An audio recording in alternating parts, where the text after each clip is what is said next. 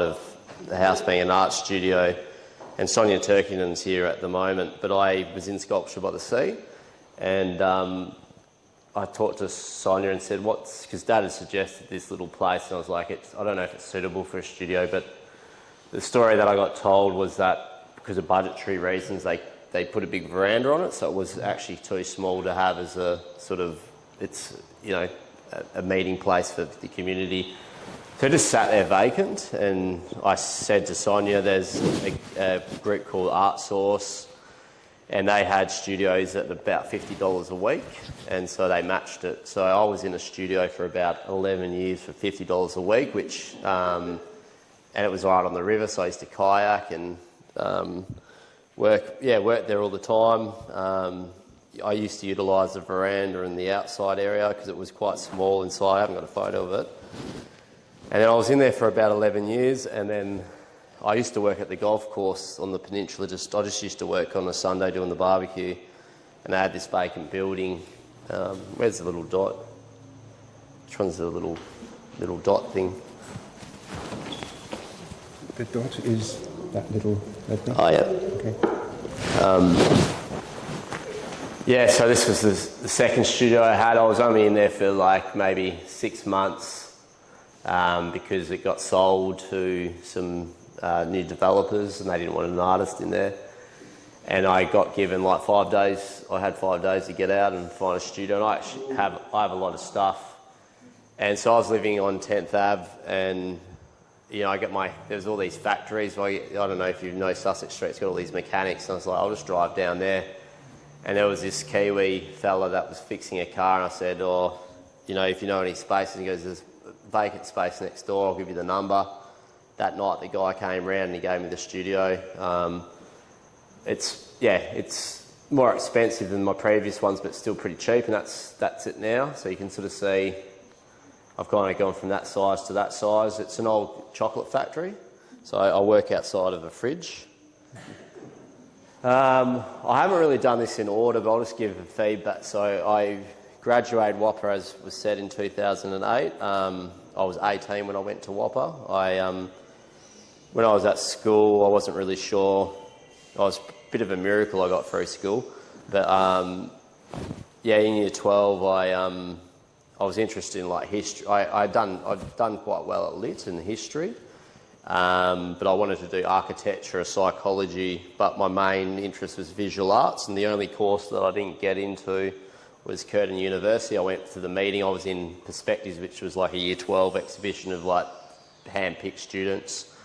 I did this painting of my friend at Cottesloe Beach looking from behind, her and her boyfriend. Got into Perspectives, and I could paint and draw, but they just said, I don't think you've got anything interesting to say as an artist. You'll never be a professional artist.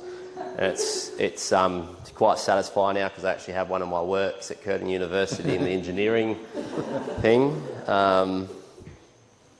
So this is not in order, but I suppose when I got out of WAPA, it's really hard to get work in theatre. I haven't got any of my community art projects, but I sort of started to build community big floats and puppets, and did a couple of assistance jobs for a designer called Leon Krasenstein, who now works in film, but he was like a young fella that was like doing ballet and opera over here, and then moved to Sydney and then over to LA. And so I just did a lot of freebies, and I decided you don't really need a degree to be an artist, so I built a sculpture for Sculpture by the Sea. I did this shopping trolley works, a series of 5, and it was before the time of social media, and they got photographed and put on websites, and then I got picked up by a gallery here. I actually got offered an exhibition in New York, but they wanted to take, I think it was 70%. So I sort of started making art, and I did an exhibition called Mine, but this was an exhibition after that, which was I was looking at urbanisation, because a lot of my mates went into trades. So I just quickly put these together. So this was like, when I was a kid, my mates used to graffiti in Bassendean, so that was like a scale model of, his name was Zach. He committed suicide, but he was this, I wasn't really into graffiti, but I didn't do it. I just went along and had a look. I didn't get into graffiti. But he used to graffiti all this, and this was an old photo of some of his pieces. Like he did the like the characters and some of the text up here. It was a couple of guys, but I did these, like I did one of the brick kilns. I did these little brick walls, so about that big. This was an old sign work that I made. It was sort of looking at a utopian idea of like artists working for, we work for free, but it was, there's a conceptual idea behind it. It was Karl Marx and Adam Smith. So invisible hands, mates like working up, art and unwaged labour. It was a quote from Adam Smith, who was the sort of father of capitalism, and Karl Marx sort of talking about this utopian labour movement. This one's actually at the Art Gallery of WA. It was acquired. It's roadways and brickworks and railway tracks, sort of creating a star constellation. And this was just some works that I made. Denise, my friend's got one, but I did a reno job with my mate in Mount Lawley, and these were all the offcuts that I had done for measuring up for the day, and I cut up the measuring tape and then routed it all in, and this one went to the Art Gallery of WA too, but you can sort of see the old pencil marks, and then I just sort of went back and painted it and just put it together as this sort of work based on shapes from the building renovation. This was my 2006 second exhibition at Linton and Kay. This is the piece that sold to Curtin, so that's all spirit levels, and they all kind of moved on a motor, creating different compositions. That was a concrete work which mapped from Mandurah, Falcon, right up to Joondalup. A flag made out of all my mates' workman gear, lots of road signs, and this was iron ore samples cut into, I think, a 1 to 100 scale of height of this per CBD, and this was Beijing, and it just sort of revolved in the space. So my work sort of multifaceted, and it's sort of more representative of ideas than an aesthetic. So some artists work with the material, or they have an aesthetic kind of approach. I always work from like an idea, and this one was called Built. Collaborative it was a solo exhibition of collaboration. So I worked with architects, builders, concreters, carpenters, a whole range of different people, but I was the solo artist. I've worked a lot. So going back to my theatre design work, my first big job was working for a company called Yuriyak. I don't know if anyone's heard of it, but it's a Noongar theatre company. I've been designing for them since I was about 22, and from that experience there wasn't any Indigenous people working in community back then. There's now quite a lot, because we've trained them all up to work in their communities, but there wasn't anyone working regionally that had a lot of skills working in community and visual arts and different mediums. So I started working with like Yaru, Baroon people. I've worked with about 30 Aboriginal communities as a young fella, and when I was a kid, I was quite fascinated by Australian history and really liked Australian history at school, and there just wasn't a lot of information, so I've learnt a lot from working with Aboriginal people, and it's kind of got into my practice. I've looked a lot at Australian colonisation. So this is my largest work. I think it was like 20 metres by 4. So I made all this work. I worked with the guy who created the Aboriginal flag, Howard something. So this was the start of the installation. That was a clock that went anti-clockwise, because the reason we see clocks going that way is all to do with the Northern Hemisphere. So the sun, it's all to come from sundial, so we actually read the clock backwards. So I thought it would be interesting to start a colonial work with the clock going anti-clockwise, and then there was a brick line that went through the clock to Gadigal country, Botany Bay, on a Tyndale map. So Tyndale we see the language map now, but he was the anthropologist that created the first sort of language map of Australia.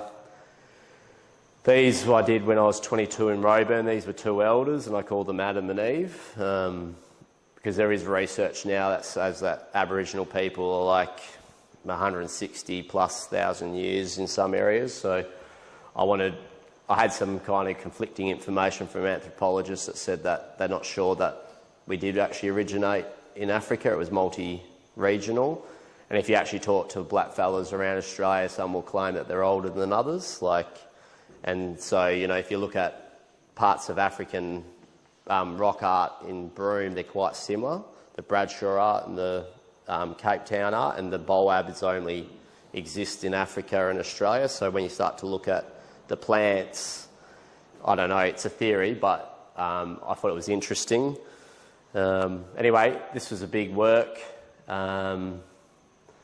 Most of it was collaborative with different Indigenous artists. This was this young guy called Kambani. We found this old Foodland sign from Bayswater. And so we painted the 6 seasons and sort of painted this. I got to do dot painting, which was awesome. There was lots of text, but you can sort of read about it. It was called the Relativity of Historia Nullius. These were some of the close-up signs. So I kind of found all these out-of-print travel posters to Australia, propaganda posters, and I decided to start drawing over all these historical documents and posters using whiteout dots, because Aboriginal dot painting came from, Utopia, like a lot of groups came into the area, and because there were different language groups, the men couldn't draw out their business for the women to see, and some of the mob weren't allowed to see that bit of information, so they would draw in the sand, and to sort of skew it, they'd put dots into it, and that's just the story. So the guy who was running the mission said, "I've got a church, why don't you paint some of your stories?" And they said, "We're not allowed to," and he'd seen them they decided to put dots over it. So the dots are actually like a Morse code, like they obscure the line drawings underneath. So I thought it would be interesting, me looking at the curriculum that I never got taught and whiting it out. So this one was called Amnesia, and this was about Australia Day actually being all about the Anzacs. We kind of, so it was, July 30th, 1915 was the first Australia Day, and there was this soldier that sort of forgot him, but then I had this, lady and her baby with a Coolamon with a Southern Cross, and sort of this reminder that,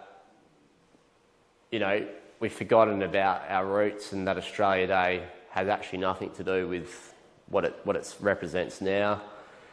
This was a poster that was sort of looking at, this was a holiday poster to the Rottnest, and it's one of the largest unmarked prison sites in the world. I think there's 328 unmarked burial sites. So some Aboriginal people call it their Auschwitz. It's called Warra Menditch, which is place of sickness. I actually got in a little bit of trouble from some Aboriginal people for using Noongar language, but I got permission, and it's a bit hard because I do speak a bit of Noongar because I've been taught. But that's a learning curve. I probably wouldn't use that language now, but back then I got permission, so I did it, and some people didn't like it, some people did. Some people had issues with me doing dots, but then when they talked to me, so I've had a journey of making mistakes, but these are prisoners from a photo. There's a kind of outline of Rottnest, and there's a marking of where they're buried, and this is the quad, and there was a map of Fremantle. So it was quite informational. Like, people didn't realise that mob from all over Western Australia were locked up in Fremantle and shipped. This was about the walk-off. So the biggest walk-off, the biggest labour movement in Australia was done by Aboriginal people up in the Pilbara, walking off the stations with Irish. So that was about stolen wages. And these were all the different boats from European people European voyages that are documented seeing Australia. So there was the Spanish, the Portuguese, the Dutch, the French, and I'm actually working at the Stokes collection at the moment, and they've been telling me that there was actually Dutch colonies that were here before Stirling, that they've got some documents which I'm actually really... They don't do artists in residencies, but they've got all these crazy documents and books from historians that Kerry Stokes owns. They're not for the public, but yeah, some of it talks about the Dutch being here maybe a couple of hundred years before the English, and the French was the French and Chinese as histories that are a bit contentious about them being here before even the Dutch. This was about the atomic bomb testing. This is about the stolen generation. And this was about Charles Darwin. So there was an Aboriginal man getting his head measured, and then all the kind of scientific terms that they were called, and bits of the Constitution that didn't give them, which we voted on recently. This is a work that's been submitted into the Ramsay Art Award, which is like an art award for under 40s. I haven't heard if we got in, but I mentored a young Nick and I artist called Rory Charles, and I started this and go, I don't want to do this by myself. And he came into my studio and he was like, it was half finished, and he's like, we should do something together. And I go, what do you think of this? And he's like, oh, it's like the cricket. He went to my school, like he was on a scholarship 20 years after I'd been to school. And he's like, it's like the curriculum that I never got taught. So, it's 8 metres. That's sort of his totem. So these were angels and these were like Wudgeoners. That's the ABC with Aboriginal symbols over the top, and it's got bits of my kind of studio diary and photos. It's painted and collaged, and yeah, it's quite messy, but sort of does what this does, but as one work. This is another exhibition about colonialism. So these were all paintings done by settlers, looking at propaganda, and I was playing with ink blots and Rorschach. So this is Captain Cook raising the flag in Botany Bay, and I just did this invasion of rabbits and splatters. I found this interesting, that the kangaroo kind of looked like a rat, so I did all these, and rats were pests that came on the fleet. This was a portrait. So they didn't used to paint portraits of colonial, they used to do silhouettes. So there's a silhouette of these people in a sort of interior setting in this sort of alien to this environment, and an Aboriginal man that's sort of it was called invisible, like as an invisible silhouette. Tasmanian Aboriginals, obviously with a skull, because that was the largest massacre site in Australia. So just stuff about Australian history. And then I've done more Rorschach. So when COVID hit, I couldn't get to the studio, and I just was reading like about sort of issues, and Andy Warhol had done these 9 Rorschachs, which are like ink blocks. So I started collecting imagery back then on issues that I thought were facing the world. And so I was looking at back then before COVID, there was like a 200% GPD increase in military. I mean, I don't know what it is at the moment, but these were sort of just before. When was COVID? 2009. Yeah, so that's...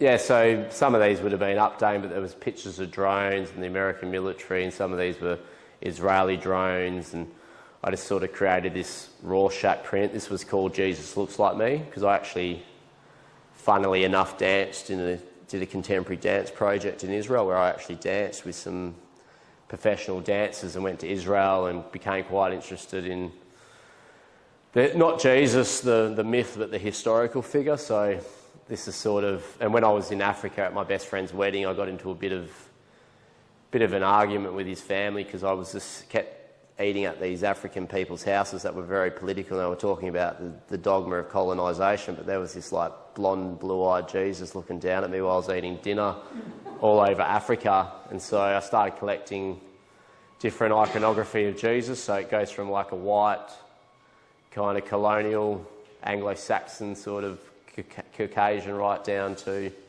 sort of the African black Jesus. And this is sort of the very propaganda Jesus, and this is actually an image that I found that's supposed to be the most historically accurate of Jesus. So yeah, it's called Jesus Looks Like Me. Everyone's got a bit of Jesus in them.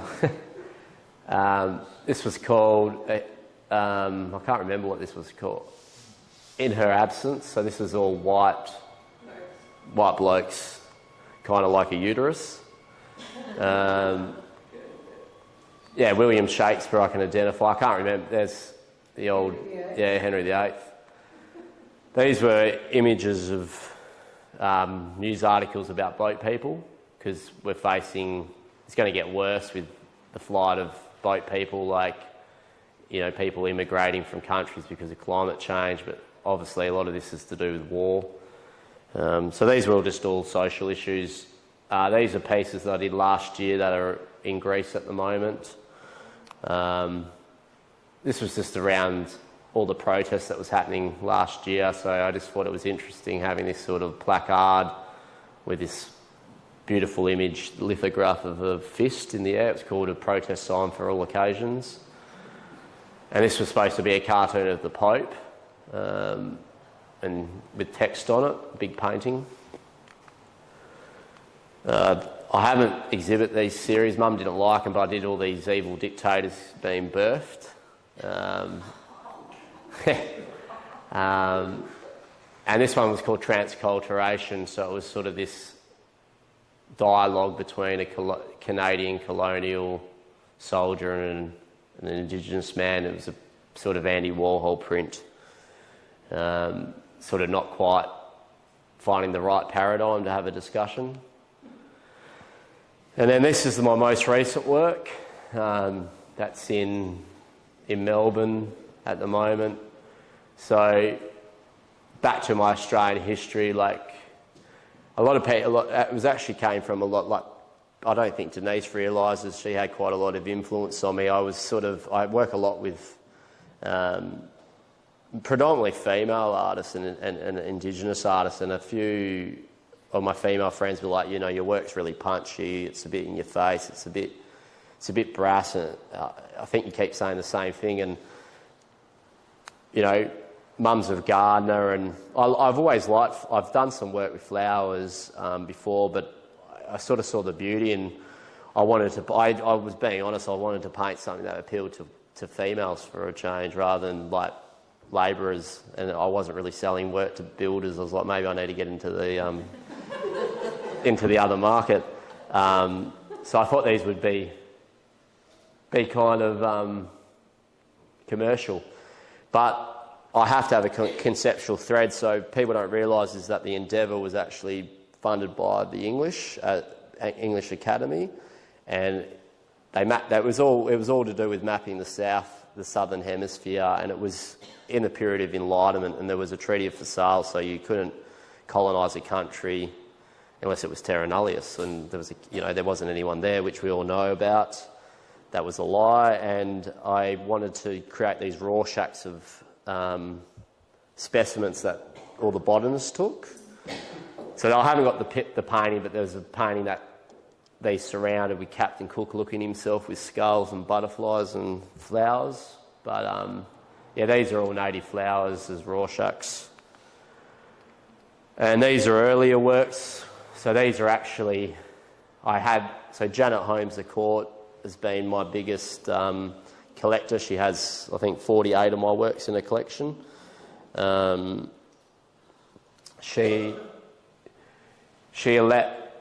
I was in her collection, she sometimes lets me go through and have a look at the work, and she had all these old botanical prints from Sydney Parkinson and Joseph Banks, who were on the Endeavour.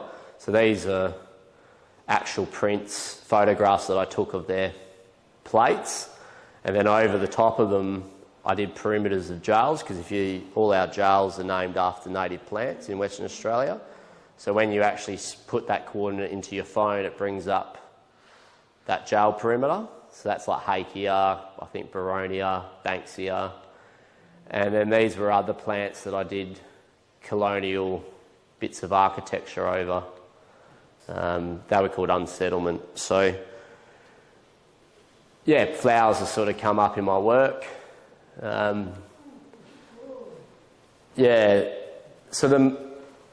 Going back before the built stuff is I got a residency in Tom Price. I lived there for like 3 to 4 months. I had to do puppetry with the younger kids. I had to work with about 1,000 kids because it was with parody, and that it was a project by the education department, so it was supposed to be using art to help with the curriculum. And one of the teacher just overloaded me that there was an expectation I'd have an exhibition, and so I started. These are pretty new works, but I started working with surveying drawing. So these are all kind of computerised drawings of how you represent land. And these are just ochres and watercolours. These are some photographic works of mine sites with surveying over the top. I've actually applied to have an exhibition at Lawrence Wilson called Extracted, which these works will be in if I get accepted. These are, when I was in Tom Price, I taught all the kids how to make paper out of Spinifex and started getting them to paint with ochres rather than acrylic paint. And there, like I said, there wasn't any Aboriginal people teaching the kids art, so I sort of had to come in and be very careful about how I taught them, but I would show them historical books from historians about different art movements, and there wasn't any recorded art movements in Bunjima people in Jabani, which are Roburn, but they did paint up with ochre, and I said there are mobs in Kimberley that paint with ochre, so maybe use ochre. And I don't have any Spinifex works, but we made paper out of Spinifex, and in exchange they started giving me all this ochre from different countries. So this is ochre from Marble Bar, so that's the Marble Bar scene. This is acrylic paint. I just did this maybe like 5 or 6 weeks ago. This was the first ochre work I ever did in Tom Price, so I had old bits of timber. These are all sold, except for that one. How big are they? Hey? How big? Which one? These ones. About 120 by 120. This one in my studio is about that big. They're all various sizes. Ink, ochre, and this one had a bit of. I actually burnt some of the timber, the burn marks. Oh, this is Spinifex paper, so I do have examples. So one of the things, this project in Tom Price, it was really changed my art career because I didn't know what I didn't have any expectation. I just had to go and work with the community, and then I kind of got taken out by I did a work with Rio Tinto where they gave me like a ton of iron ore, and I just shoveled it across different shopping trolleys to show the kids. I was trying to teach the kids about performance art or conceptual art or political art and these ideas, and they had never seen it. So I went out and distributed iron ore based on FMG share markets. So like each bit of shovel of iron ore was based on a tonne. So that it was like an infograph as a 3D work. How did you make the Spinifex paper?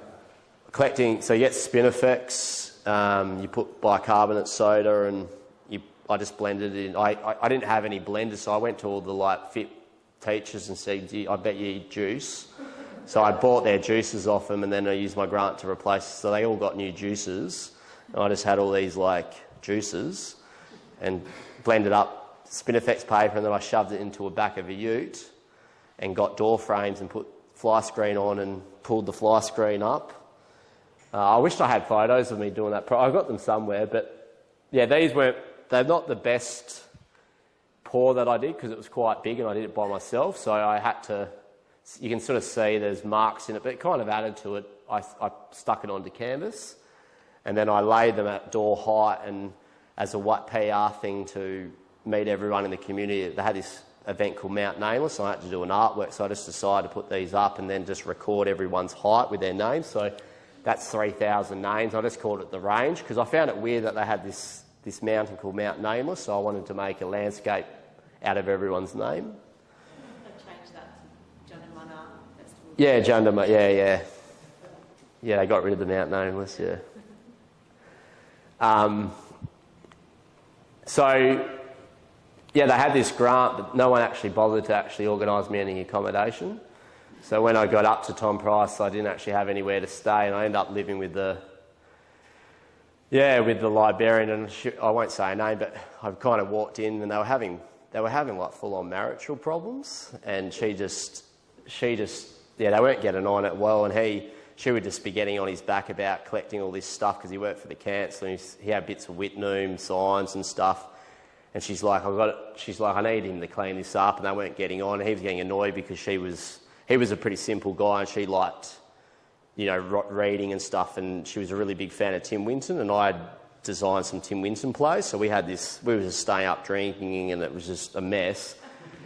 And I had this idea because he was a pretty good welder, so we built this together as so this is all stuff from his backyard. And That bring their marriage back together? they're really solid now. They're really nice people. I just kind of went, I was living with them for 4 months, and I sort of got in the middle of this, and so he was really into this because he didn't really understand art, but when I sort of drew this up, he loved it and she loved it because it cleaned up half the backyard. But these are old stands, and this thing balanced. So when I worked with the kids, this was iron ore, and these were rocks that had like stuff about sense of place. So it was like a community project, and they ended up being my exhibition. You can see these little drawings. These were on Spinifex paper. I have all these books of Hammersley. These are these Hammersley books that are out of print, and I actually had ground plans of the Tom Price mine, so I cut the mine into the book, so each page you turn, the mine got deeper and deeper. I got in trouble again from some Aboriginal fellas for this, because apparently this is like putting white ochre on something. It's like, if you're a fella and you blow white ochre, it's like a love spell, so they were a bit confused by this work. But this was a sculpture I made, and this was called the Shape of Things. So these were all byproducts of iron ore, as sort of forming, as you walked around, you'd see these consumer items out of iron ore rocks.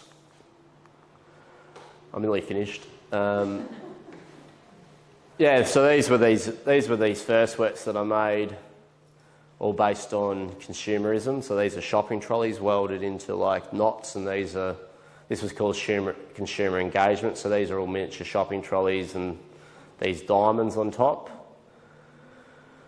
I still got that. This is this satellite dish which had a sort of noise sensor on it with this text truth, and I made this with Denise. We were sort of working with uranium glass, so this is not uranium glass, but I had this old shopping trolley, and we were sort of talking about the environment. So it's sort of like this toxic, I think it was called toxic. It was just this toxic spill out of a glass balloon sphere in a shopping trolley. 2 houses, housing frames made out of measuring tapes with iron ore. It was like a Venn diagram. So the iron ore kind of supported the structure. And this sculpture is in Sao Paulo in Brazil. It's the smallest sculpture I ever made. It was a billboard about that big that says size does matter. I can't remember what it was about, but I thought it was pretty funny making the smallest billboard. Flag works. So these were I actually write a bit of poetry, so an artist called Maylands, she did the anthems, and these were the poetry works that went with each flag. So that was a Rorschach of the world bleeding. I can't remember how many years it was of the invention of the Australian flag, but there was 287 images of people with the flag burning it. wrapped around them, flying it, just different interactions of a flag. A treaty flag, that was an image I created with an Aboriginal artist called Jay Dolman. It was for the referendum, the 50-year celebration of the referendum, the national emblem. But that was a really great project because I got to mentor this Noongar artist. So it was kangaroo tracks that in the negative space made up the Commonwealth Star. Julia Coffin, she's a Pilbara lady residing in Broome that works with Aboriginal kids with trauma using horse therapy.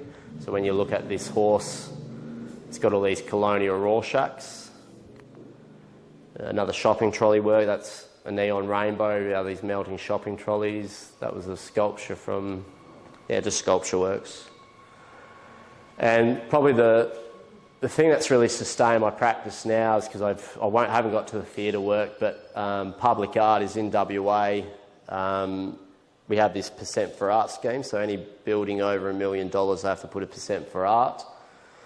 So, and there's a big quota now for Indigenous art, because maybe like 5 or 6 years ago there wasn't any Noongar art that was in the public realm. So I reckon about 80 to 90% of the public art commissions coming out require Noongar artists, and there's a bit of a skill gap. So my mate Rowan Kickett, who's a painter, he just got shortlisted to do this piece at Murdoch Square, but he'd never done sculpture.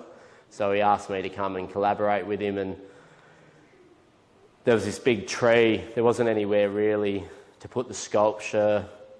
All this area, you had to do a sculpture that was less than 500 kilos, whereas this was weight bearing. And we kind of put our heads together and go, well, they don't really need a sculpture like this tree. So we said, why don't we frame the tree? So we took a cast of his auntie's hands, and they're about 2 metres. They're about that big, so when you walk in, it's this big entrance statement with his auntie's hands. It's called Custodians. It was pretty appropriate for it was like accommodation for people staying at the hospital. So Rowan pulled me into this, and we were successful in this commission, and then I got contacted by Ingham's Chicken wanting a public artwork, and they were a bit cagey because they were actually looking to meet their diversity quota, and when they talked to me and saw me, they were like, I don't think he meets the diversity quota. They kind of, in a roundabout way, asked if I was gay even. And I said, if you want a diversity quota, what about an Indigenous artist coming on board? And they said, we've done a work with an Indigenous artist in Adelaide, but we don't. I said, I'll send them 4 young artists, and they wanted me to work with Rowan, which was great. And so I haven't got a picture of the murals, but we did some murals, and this was these perforated tree leaves, which Sanjaya, who's at the back, has started to collaborate with me. He drew this up. So this is all punched metal. So it's quite beautiful actually. And Sanjaya is one of those rare fabricators that doesn't look at an artist and roll their eyes going, this is going to be hard work, and then triple the value, triple the price of the work because it's the public artwork. He's really, he doesn't call himself an artist, but he's a great collaborator. And this was Pinjarra, it's called Throwing of Sand. So these are supposed to be like pillars of sand going through water ripples. So in Noongar custom, when you go to waterways, you pick up the land and you throw it into the water as a sort of, you actually put it under your armpits so it's got the smell of you, and you throw it into the water as a sort of welcoming gesture to the spirits, being the woggle, to say you're on their land. So this was called the Throwing of Sand, and we had to work with the kids, so we got the kids to, you can't really see the imagery in this photo, but these are all perforated images, and when you go up close there's like fish and turtles and bits of the ecology from the river. And I'd seen perforation done in big square screens, but I was like, I want to push this, and because I'm working with Aboriginal artists that predominantly work in 2D mediums into 3D, I thought perforation was a good, using their kind of 2D work, putting it into 3D lattice. So I'm really trying to push that now. And when I went to Sanjay, I was like, I want to do this perforation, but I want to roll it, and I don't think he'd done perforations in 3D before. He was like, there's no problem. And then I came with him into this sort of sculpt, because this isn't flat, it sort of bends like a eucalyptus tree. So this might end up being a perforated bird. So I do have pictures. That's the mural that I did with Rollins. That's of the Hazelmere River. These are maps of Hazelmere, so when you went up close, there were the veins, like the sort of ecology or the fractal patterns and mapping of nature into the DNA, into the leaves, but these are the man-made maps. And that's how we kind of got around it, because Inghams wanted to connect to Aboriginal culture, and it was a bit of a hard one because, chickens don't really have any place. So they were in Hazelmere, so we connected them, to the waterways. So we went down by the river, and I think this was just a leaf that was down by the river, and we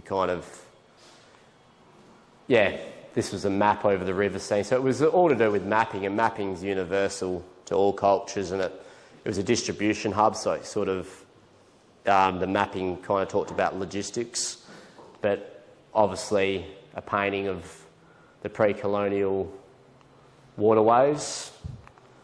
There's the hands. So, I won't keep going on too much about it because we're running out of time, but you can ask me after if you want about the process. It's quite an interesting process, how to get hands that big cast out of metal, because they're out of aluminium.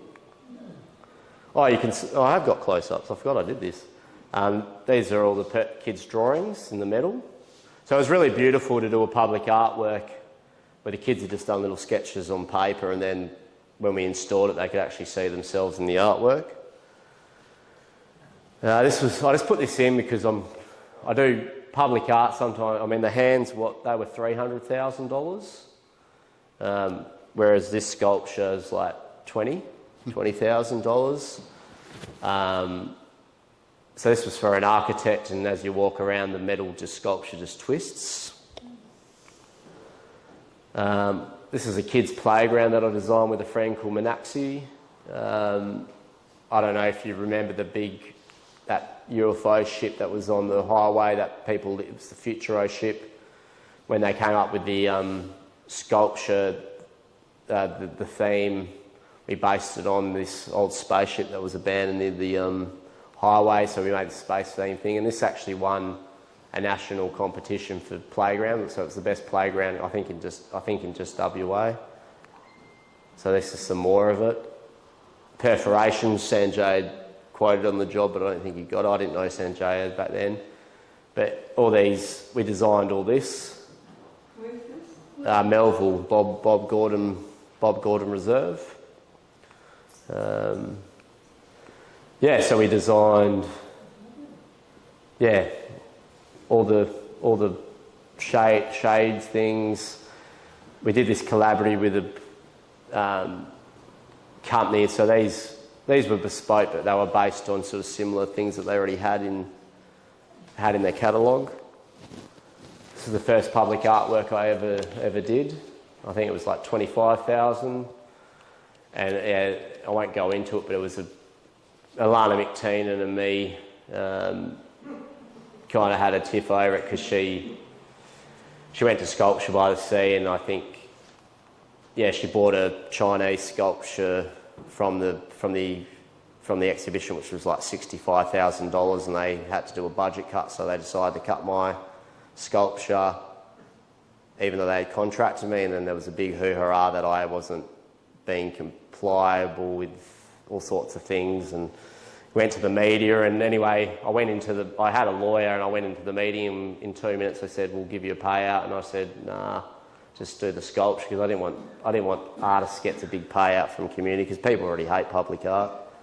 So this was called Togetherness, so it's based on, as you walk around, it's different figures all sort of moving around.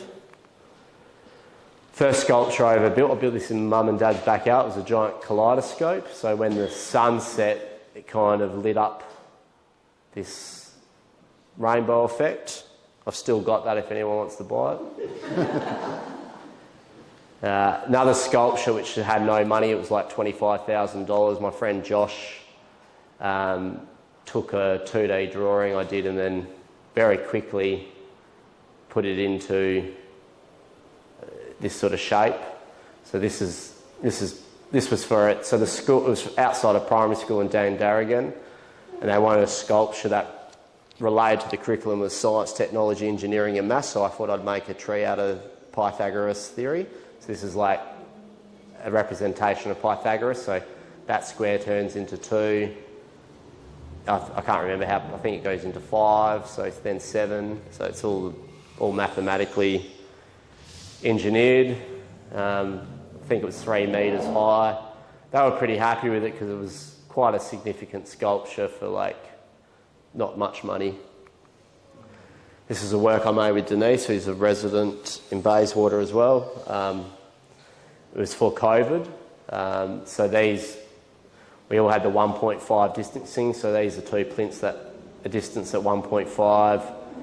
And these are babushka dolls of a family, and this is a babushka doll made up of medical crosses and it's sort of like a beacon at night that lights up near the hospital. It was our way of kind of, you know, not putting a giant syringe and a mask, but trying to create a monument to celebrate, you know, the hard work that, you know, the risk these medical workers did, like the nurses and doctors, and have a little bit of a narrative about the social distancing, but we kind of decided not to have the representation of masks because both Denise and I really hated the masks as well. I think we all did. And we didn't need to be reminded of it. So it was a nice way of sort of paying tribute to the hospital workers.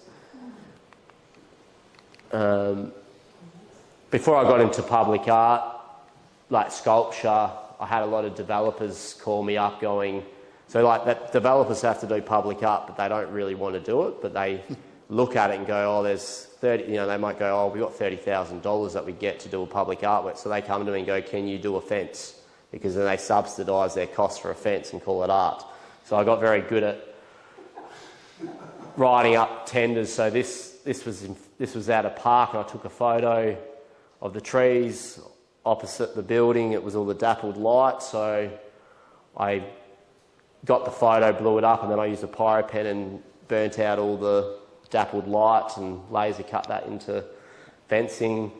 This was in Bassendean. This was a drawing I did of the reflections of the trees in the water. This was in the city of Swan, because I had so it was based on that work that I showed you with the bricks and railway and roadworks intersecting, so that was all laser etched, and that kind of met their public art criteria. And then this was another developer in Bassendean, which I'm doing one again for, and some of the building had Art Deco, so I decided to put some old Art Deco into their modern drawings. And this is a line of products I'm doing with Sanjaya, which will be available hopefully at Bunnings. So when you go to Bunnings, if you're designing your front fence, these are punched. They're quite economical because we've worked out, you know, that's quite hard because there's a lot of laser cutting time, but that's quite simple. But these are all native plants. So that's a kangaroo paw. So you'll be able to go into Bunnings and order them, and they'll get cut on order, and you can get any colours. So you can get our designs as fencing. A mural that I designed with my mate Ruben Yorkshire up in the Kimberley, in Port Hedland. So this was like a 50 metre mural. And I think this is the last bit. This is my set and costume design. So this is Kulbadi Wawadong, which means magpie and crow. And like I said, there's only one Aboriginal theatre designer in Australia, and he lives over east. So yeah, Yirra have decided I'm the closest thing. So I've been working with Noongar artists for like 15 years, and it's been really great because I think this was the first opera to be fully done in any Aboriginal dialect. So this was in Noongar. Guy Williams and Gina Williams, Guy Grouse and Gina Williams. And my friend Joe Darville, who's a really prolific landscape artist. I did a model. It kind of looked like this. Like, I did a small painting like this, and then she took it, and that's the whole proscenium of the opera. And she didn't charge a whole heap. I mean, her paintings go for, if she was to do something like that, it'd be hundreds of thousands of dollars, but she really loved it, and that's the first time she's ever done scenic art, so it was really great because I got to bring a visual artist into scenic painting. I won the costume award for the state for this, such Gina there, as Mother Nature, and then, there's kids as frogs and cockatoos, and there's all animals. These were the costumes for the magpie and crow, and there's a swan. Sensorium Theatre, so I worked with a theatre company that did disabilities, and this was like this sort of pop-up theatre that went into any space. So this was a spaceship that I designed based on tetrahedron.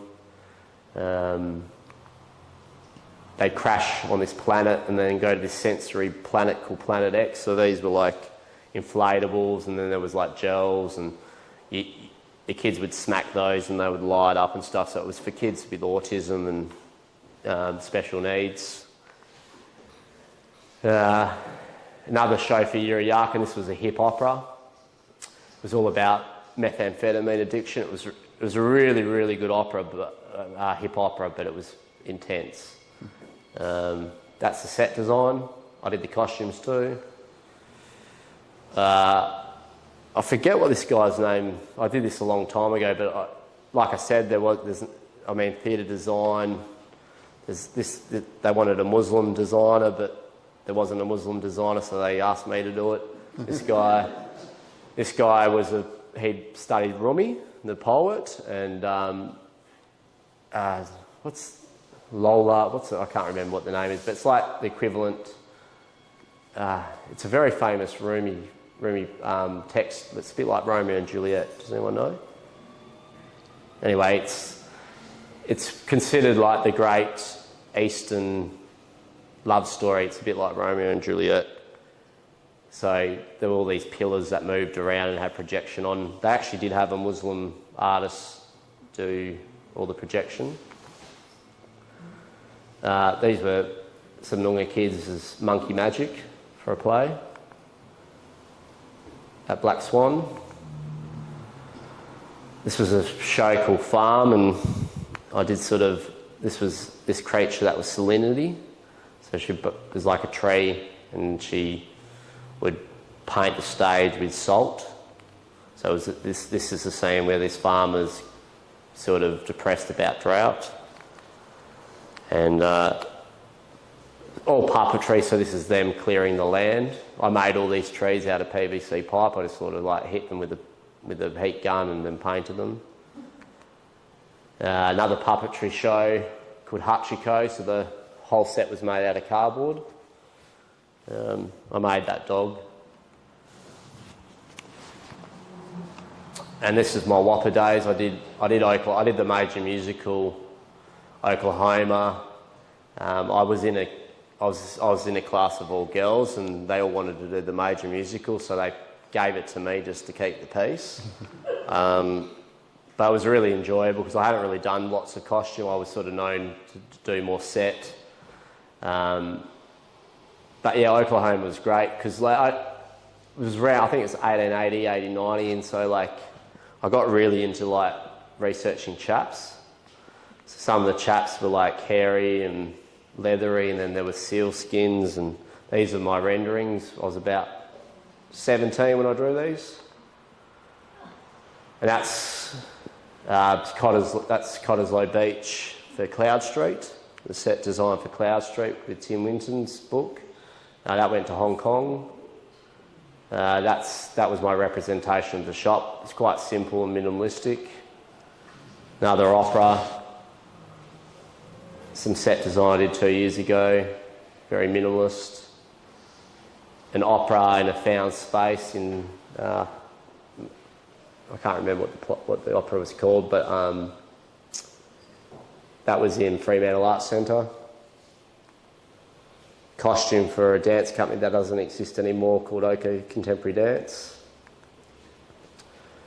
Curable set so when I worked for Yuriyakan, they came up with this idea of doing a Kajin searing, which means Kajin in Noongar means knowledge. So this is Budja Kajin. Budja means land. They had Jinda Kajin, which is stars. Kep Kajin, which is water. So I created this set, like underneath there, water's underneath. It kind of create this geometric set, a bit like my paintings with ochre. These were rocks that could become mountains, and you stick a tree, and then the costumes all sat on this central tree. Yeah. Yeah.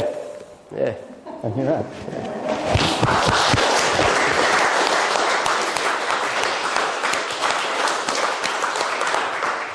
So does anyone have any questions or comments?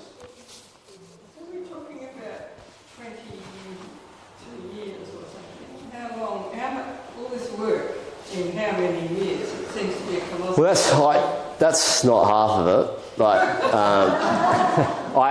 I've had a really like prolific career because I studied theatre design, so I've done a lot of theatre design, but then I did art.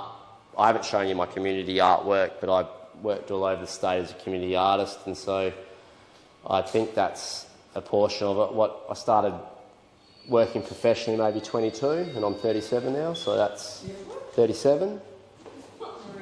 Yeah, well, I've probably designed about 50 theatre shows, and I've had, I think, 7 or 8 solo art shows.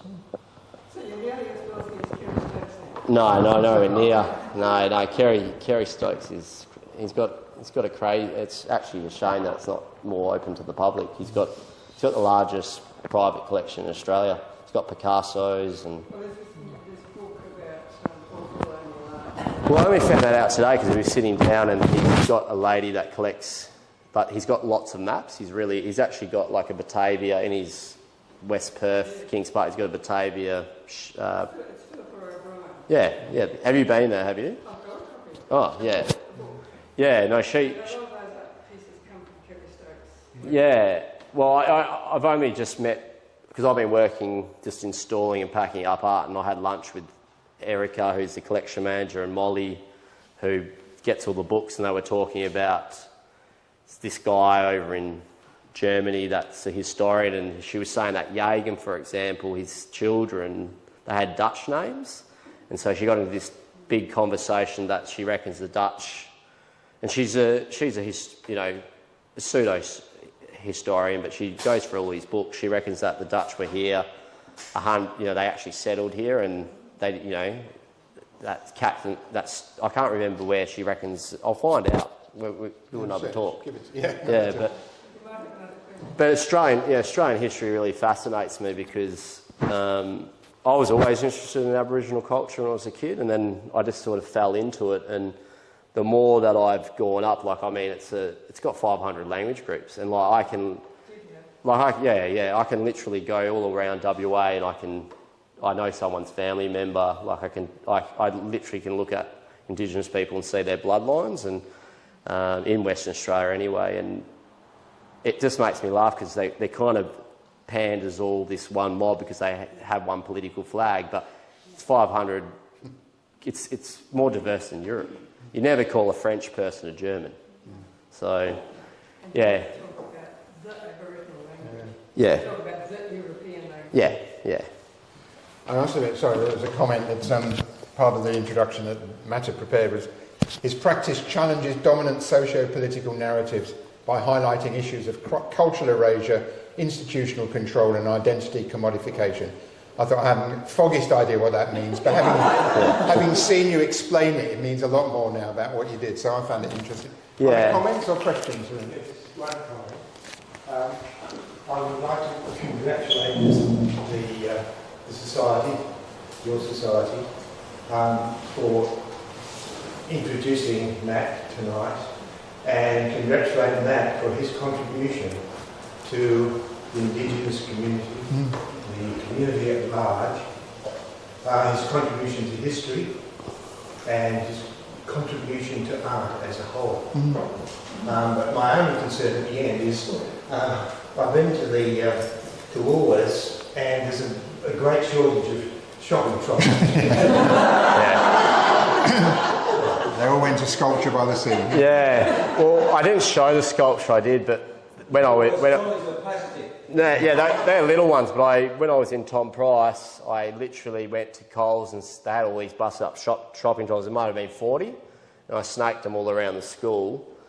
And then I got Rio Tinto, I called them up, I said, I need a ton of iron ore. They rocked up with their haul pack, and I said, dump it there, and they did. And then I did the artwork, and it was too heavy for them to move, but they eventually had to move it because it was just an eyesore. Like, they didn't see it as art. But the kids, it was more of a, so I didn't show you this other work, I did actually create a artificial rainbow between two shopping trolleys. But like a large one on the beach. There's a lot of work I didn't show. I do recommend going to his website, Matthew McVeigh, and you just do a Google search for Matthew McVeigh. It actually classifies all of those by different genres, and you can click on the images and everything. There's masses and masses of work there. Yeah. Anyway, thanks very much, Matt. Yeah.